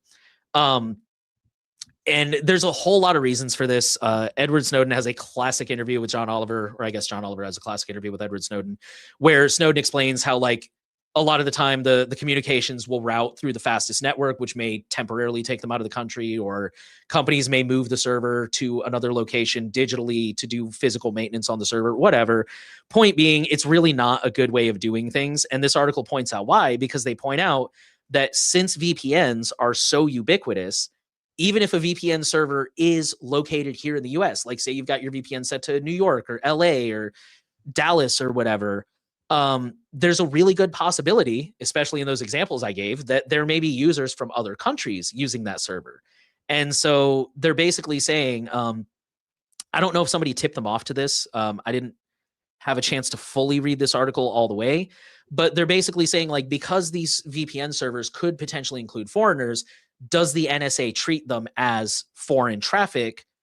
Which would mean that even if you're, I'm a US citizen, if I connect to a server in Dallas, I'm still in the country, but are you going to assume that I'm not? So, yeah, we didn't cover that story because it's very speculative, but I do agree it's definitely a good thing to have on your radar. Yeah. I don't know what the impact of this would be. I think the opposite is also true here, which people are concerned about. Whereas, um, like you're talking about connecting to a server in Dallas, and that could be a concern. But also, like if an American connects to a server in some other country, like France, will their data be collected by the NSA because they don't know that it's an American and they're spying on people out of the country? I think that that's also a concern. I didn't think about Um, that. That's a good point Perhaps too. even more of a concern than connecting to an American server. I would say that this is probably likely to be the case. Knowing the NSA, we've seen similar things happen, and it is one argument that I've seen as to why maybe you should use a US server, because if you are concerned about US surveillance, there are more restrictions on what the government can do in the US, supposedly, than what they can do outside the US, which is pretty much anything they want. Um, but I mean, even in the US, a lot of the way that this government intelligence works is like the US can get other countries to do this intelligence for them and spy on American citizens. Just like they can get big tech companies to spy on American citizens. This is a huge problem that we've talked about for many weeks now, especially with like Flock, for example, where um, the government doesn't have to do anything because they just pay someone else to do it. It's also an issue with data brokers. We've talked about that as well, where like the government doesn't have to collect all of your location data, but they can buy all of your location data, and that for some reason is perfectly legal. Um, so even I would say, I think I already said this, but I think that this is likely to be the case. I guess we don't know for sure, but I wouldn't be surprised if this was. But also, if it is, I'm not exactly sure how to protect yourself against it at the moment. The best thing we could do is if this is confirmed, we'd have to uh demand change and demand some restrictions on how the NSA works, which we've also been talking about for a while. And I'm not sure if that'll happen. Yeah. Before we move on to the next question, this is kind of a follow up here from one of our viewers. We advertise VPNs as a tool against surveillance capitalism, not government surveillance. So, would this change how we recommend VPNs? Yeah, I guess that's kind of my main point. It doesn't seem like for the purposes that most people use a VPN for, like this is going to make a big difference. It's obviously a concern. I don't think that the NSA should be allowed to spy on American citizens, just like the CIA shouldn't be able to. None of these agencies really have authority to do that, and they probably are anyways through loopholes like this. But there's a lot of ways that they can get around this, and it's not really the intent of a VPN in the first place. They're much more useful for like sharing an IP address with other people so that your data can't be like uniquely identified in logs or by data brokers and stuff like that. So yeah, it's not something that I think is going to protect from government surveillance in the first place. I think it's clear that um, using an anonymity network like Tor makes a lot more sense if this is your threat model, but also like if you are extremely concerned about being targeted by the government rather than swept up in their mass surveillance, like even something like Tor may not be the best choice for you, and you really need very specific help. Like whatever Edward Snowden is doing, he has like experts working on like the best plan for him. You can't just do that on your own. But yeah, for this mass surveillance stuff, I think commercial VPNs are still all right, usually better than your ISP. At least you have a choice between VPN providers.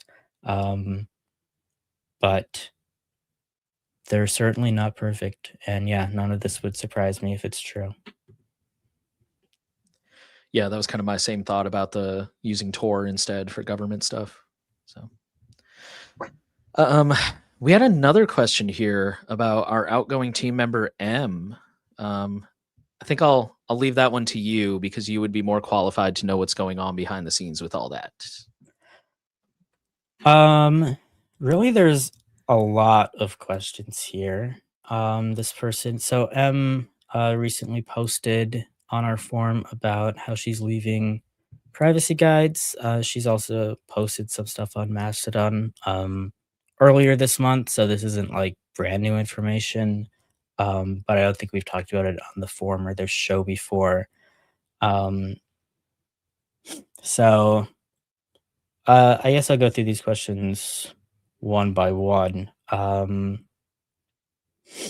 guess I'll start with the end first because there's a couple questions here that I probably can't get into. So they asked what was the decision behind choosing which staff to let go. Are there plans for hiring M again once the financials allow for it, as long as she's also available for hire? Do we plan on hiring someone else? Did you guys know we would have to let someone go for some time, or did it come as a shock?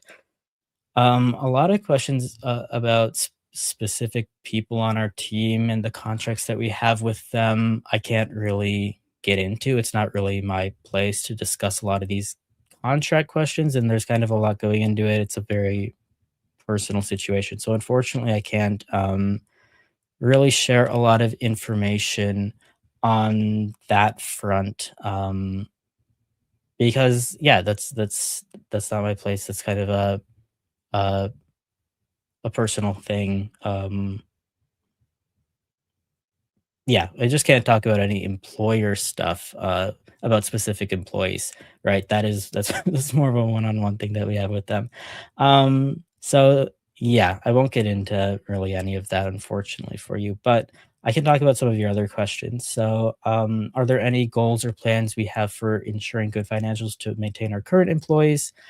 Um, yeah, we Right now, we have pretty solid financials, and there's definitely some plans to improve fundraising and make more revenue this year. I'm not concerned at all about our ability to keep our team hired. And so that is not a concern for me at all. I think a big part of that will be to focus more on videos. We've seen a lot of good growth on the video YouTube side of things, and also making more stuff for members. You also asked, do we plan to make more merchandise? Is something that we'd certainly like to do this year. That's not The whole shop and merchandise thing isn't a big like source of money for us or anything. We're really doing that more as like a marketing expenditure. It's good to get designs out there so people are wearing them, starting conversations about privacy, all of that stuff. So yeah, I hope to have more designs. We would definitely want to sell shirts and other, other stuff to get privacy guides out there, and I'd be happy to see more people wearing that stuff and talking about it and going to conferences or whatever and talking about privacy. But that's not a huge like revenue generator for us, I will say. So that is definitely not our main plan to make money. Um, They asked about YouTube. More views mean more revenue. Yes, they certainly do. The nice thing is that we've seen a ton of growth on our YouTube channel so far. Um, in the last 28 days, we've got 50,000 views, which is 33,000 more than our usual average for a month. So things are definitely on an upswing, and we hope to continue that going forward. Um, Have we reached out for grants? Yes, we have some grant opportunities that we've explored. That's definitely a big thing that we'd want to do. We'd love to get grants for specific projects in the future. Yes, our sponsorships on the table. That's all of the sponsorship stuff and affiliate links. That's not something that we plan to do on our main content, like the website or the forum. It's not totally ruled out for like the videos that we make, especially because it's so common on YouTube. That's still an idea that we're exploring. We likely could at some point do sponsorships from like companies completely unrelated to privacy if the opportunity makes sense. I won't say that we'd ever do a sponsorship with this company, but just because they're so common on YouTube, I would just say like Raid Shadow Legends could be a good example of something we might do, just because they're completely unrelated to privacy, and I don't know if they still do, but at some point they were sponsoring like every single YouTube video I watched. So I won't say that specifically, but that's kind of an example of something we could potentially consider. Another thing we could consider on the video side of things is like if a company we do recommend wanted to sponsor um, like a tutorial about their product or something like that. Like it could be any company we recommend, like Proton, for if they wanted us to do a walkthrough on Proton Mail. It's something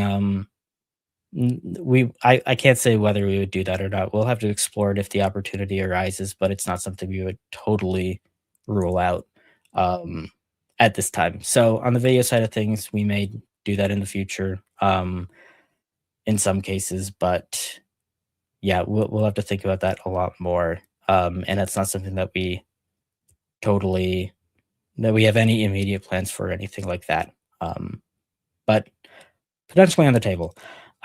Do we intend to make more members only content to incentivize membership? Yeah, absolutely. We do want to do more members only stuff, especially in the video side of things.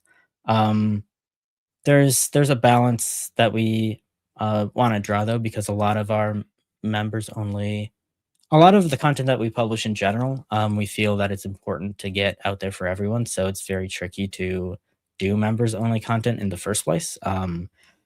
It's I'm glad we have so many members that are generous enough to kind of keep up with their subscriptions, even as we uh, haven't published a ton of like members exclusive content, only like early access to videos and stuff, just because those memberships really help us get all of this content out there and let us make things that um, everyone, hopefully everyone in the world, anyone interested in privacy benefits from. Um, so, yeah, I don't know where that line will be, but we have some ideas, and that is something that we want to explore further in 2026. Um, I think that's kind of all the questions. I will say, uh, a lot of the stuff that M has been working on recently, uh, we definitely plan to continue. So like all of the activism stuff, we want to keep up with that section, expanding it's going to be very challenging. Of course, it always is losing any team member um, for us, but we'll make do, and we certainly don't want to give up on any of those projects because we have received a lot of positive responses to things like that, and we're hoping to expand it. So if you guys do like that stuff, definitely let us know. But all of that is we still plan on sharing that with people, trying to expand it as much as we can and keep it up to date, and really promoting it to people and organizations who can use those resources, because they're really fantastic resources. Um, yeah, I think that's all I would have to say on that topic. I know there's a lot of questions, and I just said a lot of stuff, but hopefully that answers most of your questions. And if you have any other questions for us, let me know. I did want to add a couple things to the questions about YouTube specifically, since that's kind of what I do. Yeah. They asked about upping the production quality. I'm not I'm not under the delusion that we have the best production quality. Like, I know in a perfect world I would have a studio with multiple cameras and everything, but um and I mean this genuinely. Like, I'm not offended by this question. Like, what do you mean? And feel free to like offer suggestions. I can't promise we'll do them because again, we are limited by financial constraints, space constraints, equipment constraints, editing constraints. But I mean, if you have any very specific, like, oh, other channels do, because honestly, that's how, at least me, that's how I learn a lot of my tricks is, watching other channels. And I'm like, oh, I really like the way they do their titles, or I really like the way they do their transitions or whatever.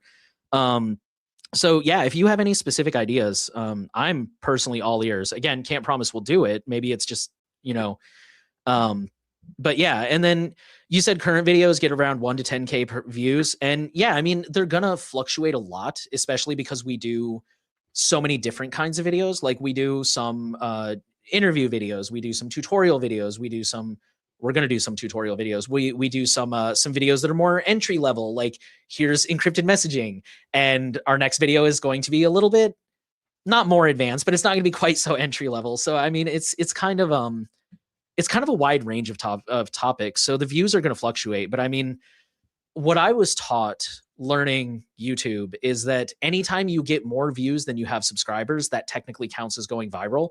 So considering we don't quite have 10,000 views yet, getting 10,000 subscribers, getting 10,000 views, 20,000, 30,000, which I know is, those are the exception. But we have some videos that really racked up quite a few views. And our hope is that eventually, of course, someday we want to get, 250,000 subscribers, and we want our videos to get 1 million views each. Like, we definitely want to get there. But yeah, it's like Jordan said here. Like, I think we punch above our weight for sure.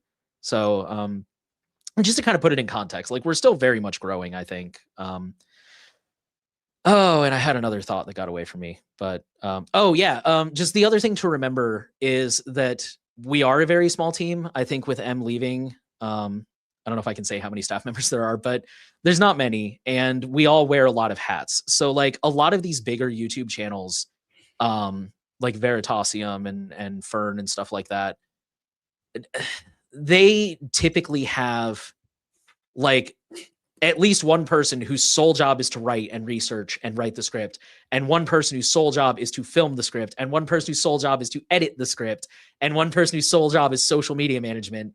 But here we've got I cut most of the clips for the shorts, which again I haven't been doing lately. I'm sorry, but I cut most of the vertical clips and stuff. And I think Jordan and Jonah mostly handle the social media, and Jordan does most of the editing because they're just so much better at it than me. But I try to at least do the basic cuts and stuff. So just kind of keep that in mind. I guess just that we are.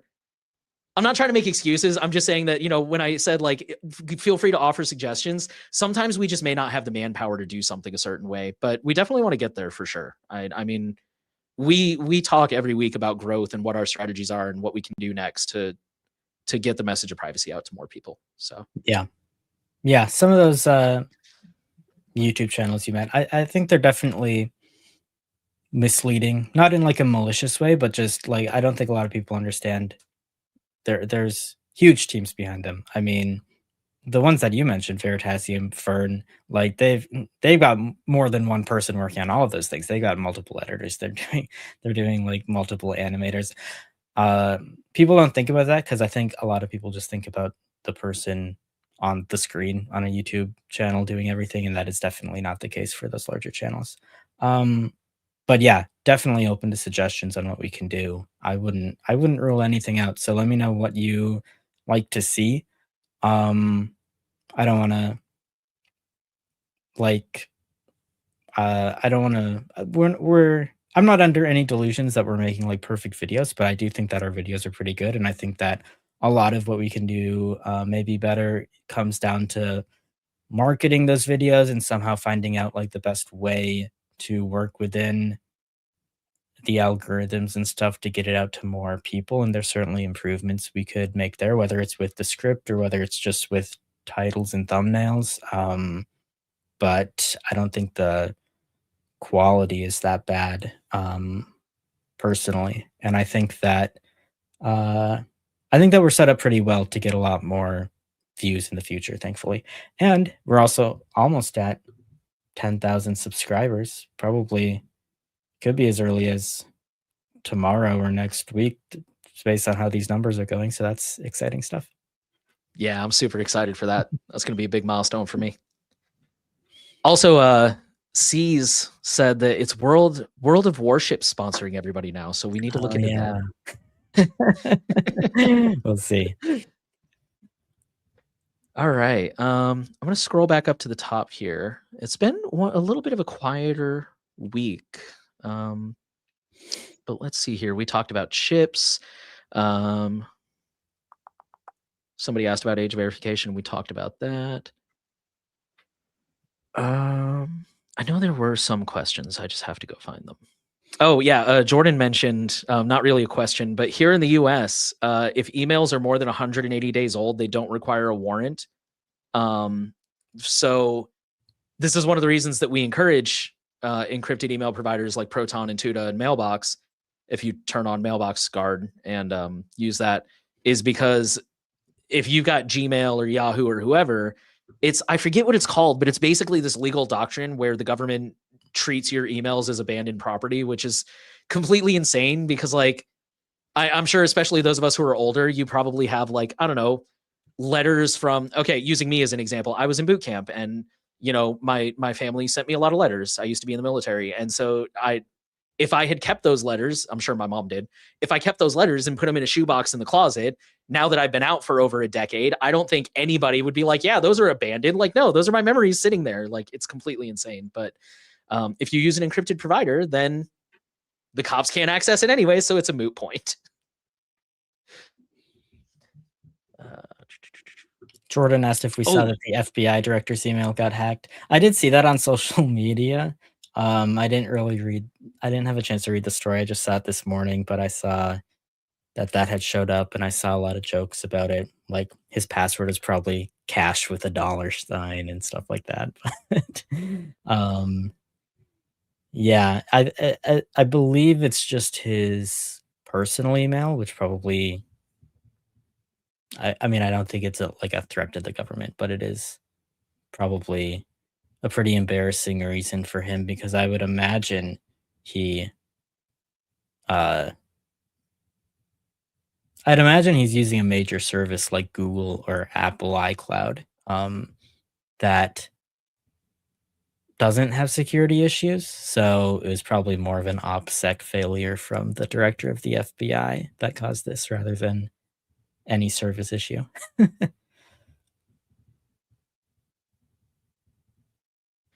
Yeah, I haven't read that article myself either, but yeah, it's doesn't look promising. I haven't heard a lot of like what's in the emails anything yet, so I don't know if they're gonna parse through it, but So yeah, this, that came in like last minute today, I think. yeah, this article from The Guardian says it was a personal Gmail address, and the government has also said there's no government information, it's all just personal stuff. It sounds like a lot of random pictures of them, and, like, historical emails.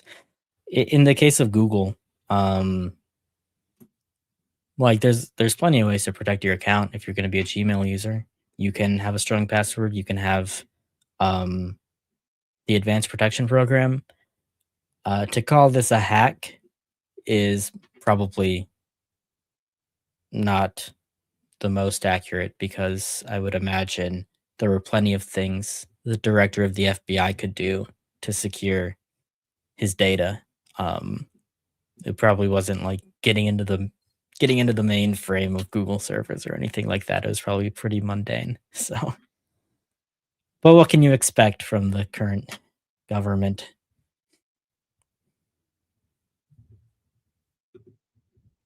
Yeah, right.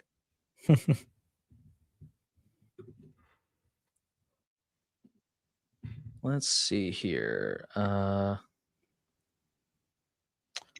Okay, I'm catching up to the front now. Um, yeah, I think that was all for questions. I thought there was another one. Oh, yes, here it is. Anonymous 1465 said that there should be a section on the website for router scenarios. I have no idea how to set one up or be private for it. The problem with detailed tutorials about like here's how to get started and here's how to do it is they get really outdated really fast. And so it would almost turn into like a full-time job just trying to keep these tutorials current and yeah.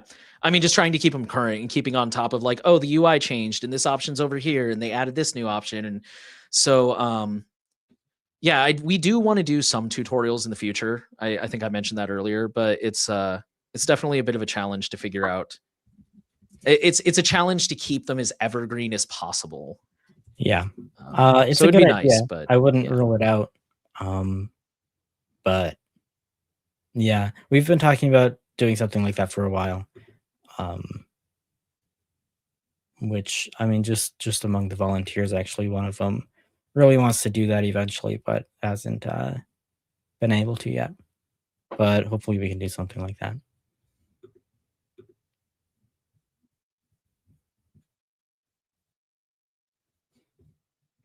I Jordan think asked if we that's saw all the that questions that oh, iCloud hide my email was traced back to somebody after a warrant. I would imagine that's probably the case for any of these aliasing services because that is how email works. They can typically tie it to your mailbox. Um,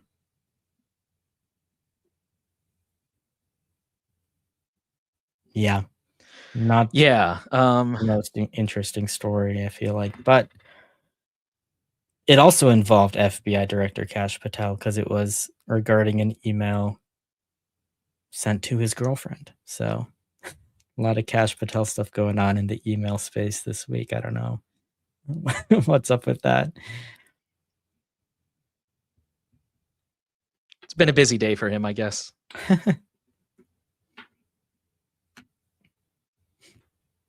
I mean, at the end of the day, like the aliasing services and email in general, that's not going to apply to serious threats, right? So it's more like a spam prevention Or again, kind of like the VPN thing, it's good to protect yourself against like mass surveillance or data brokers, because using a different email for every website, that is a good protection against your accounts being correlated, among other things. But you know, it's an email aliasing service. It's not like a unique identity generator for everything on the internet. And they certainly can be linked together. That's not really what these email alias services are for.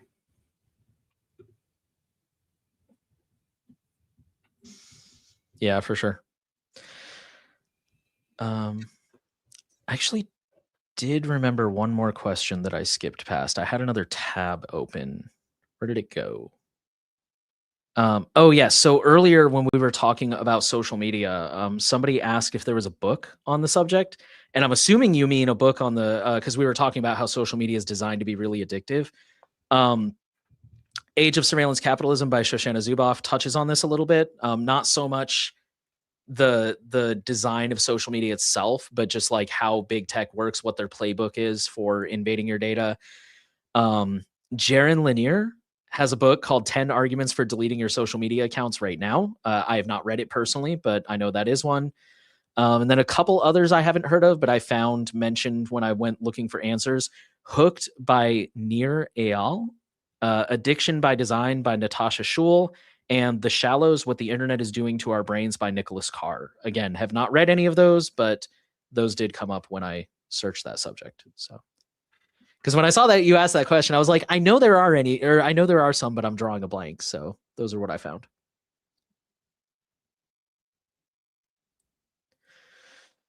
Alrighty.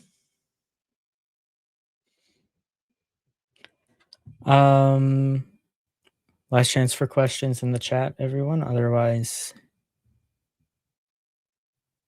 we'll start wrapping this up, I think.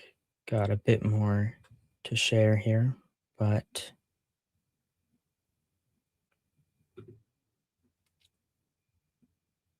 yeah. I think we can close off questions here then, probably. Thanks for tuning in, everyone.